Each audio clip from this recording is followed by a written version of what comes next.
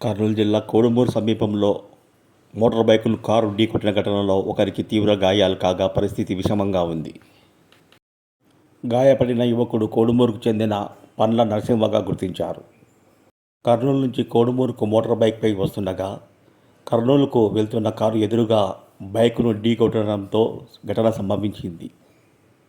Scene of offence పరిశీలించిన పోలీసులు case నమోదు చేసుకుని బాధితుడిని చికిత్స నిమిత్తం ఆసుపత్రికి తరలించారు.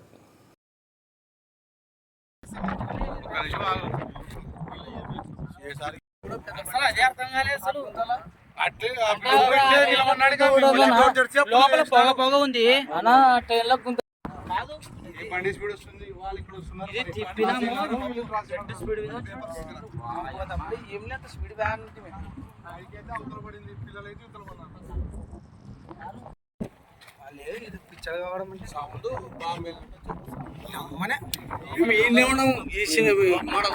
డ్యామేజ్ ఫోటో తీస్తారు